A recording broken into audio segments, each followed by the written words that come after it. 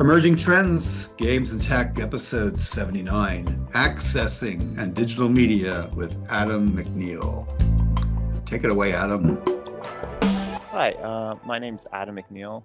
I'm a digital animation production student at LIT, and this is my presentation on accessing and digital media.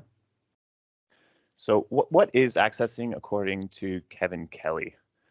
Even before he wrote The Inevitable, which he's known for, Kevin Kelly spoke of accessing as a positive, that without ownership, you instead only need to access what you need when needed. This is because he viewed ownership as a burden for individuals. As with ownership comes the responsibility to store, upgrade, and maintain your property. So just to give you a few examples of accessing digital media, accessing information online via Google or any search engine is accessing. Social media applications where you can view someone's personal information and content, but you do not own it, you're simply accessing it. Software programs where you pay subscriptions for access to programs like Maya, Harmony, Toon Boom, and Adobe Creative Cloud, or perhaps something more common like antivirus software. Purchase access to books on Kindle. Streaming software, so Netflix, Amazon, Disney Plus provide a service that will give you instant access to their media for a monthly subscription. And then mobile device applications like Twitter, Instagram on your phone, you simply just access these applications but do not own them. So accessing digital media in 2015. YouTube, Netflix, and iTunes were already extremely popular apps used for streaming entertainment, where you would just simply purchase access to either shows or music, or simply just access them freely on YouTube. Music streaming via Spotify noticed a significant jump in usage, nearly doubling from 164 million streams in 2015 to 317 billion in 2015. Twitch, along with other social media platforms like Facebook and Instagram, only continue to grow in popularity in 2015 as they are easy to use and only makes accessing their content more accessible. Search engines like Google, Yahoo, and Bing have become part of everyday life, allowing for instant access to unlimited information on the internet. In 2015, 68% of adults in the US had a smartphone, and 73% had a computer, allowing for more people than ever to access digital media online when and where they want. So as you can see, that accessing digital media in 2015 was already quite common.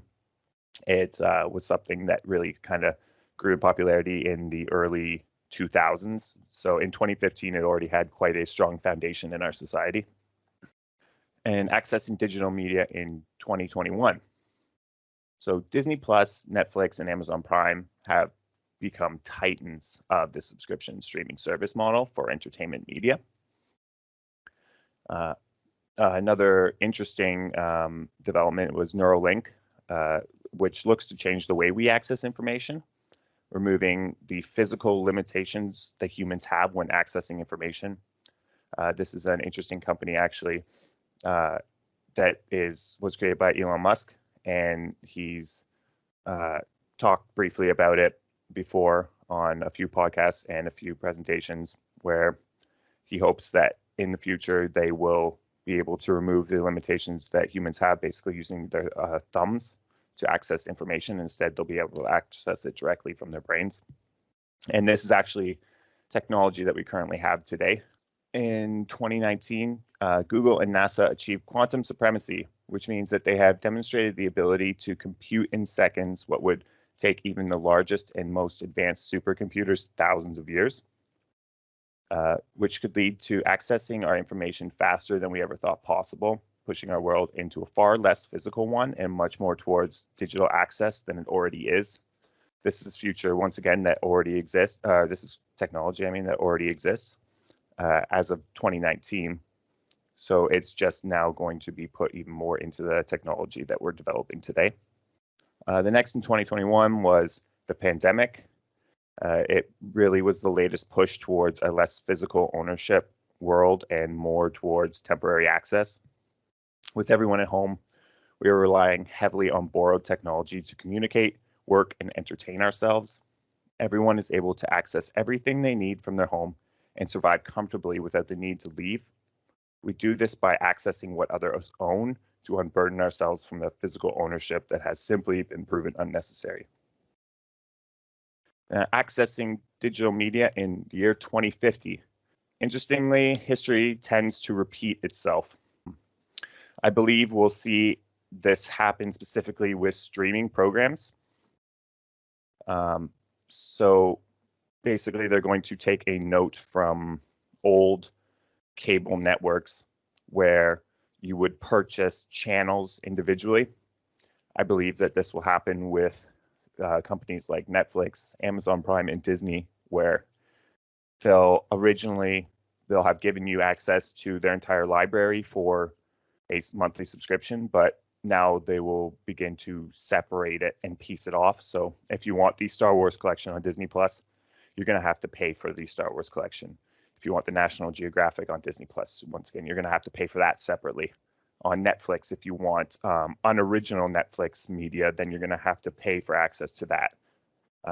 They're just going to start piecing it up. They're going to have to find ways to make more money, and they're going to basically just take control of that environment. And I believe this is evident because Disney Plus is already starting to do this, where they are selling you premiere access to their newly released films, which you're already paying a subscription access to Disney Plus, but then they want to ask you for another $24 just to watch this new movie. It's just it shows that it's already going in that direction. And then information, I believe, will be much more protected. Though we will still be able to access this information, I believe that it'll be much harder to get for free. You will have to pay to access certain websites or search engines, as companies in control will look for ways to monetize your access. This is evident by subscription services applied to news websites, where they won't let you read the rest of their article unless you pay for that subscription. You're going to see this is just going to be much more common with websites in general. As you start to remove that physical burden and start to go towards a more access world, you're going to start seeing them try to monetize it much more. Personal computers won't exist. This is one I find very interesting. Your personal computer currently is held back as you need to pay to upgrade your hardware and keep it maintained. Personal computers in the future, in the year 2050, will all be accessed via streaming. You will stream your computer through a server that you will have to pay to subscribe to. The more you pay, the more raw power you will have access to. This is evident by game streaming services like Google Stadia and PlayStation Now that have done this, that don't require you to have the appropriate hardware. Google Stadia is a very interesting one, even though it's failed at this current year because the technology just isn't there yet. But the concept is it's a USB that you plug into your television, and it allows you to stream games that your computer monitor simply just can't run on its own, and no way would ever be able to at this current state time. It streams it from a server that runs the game for you. I feel that this will happen with personal computers.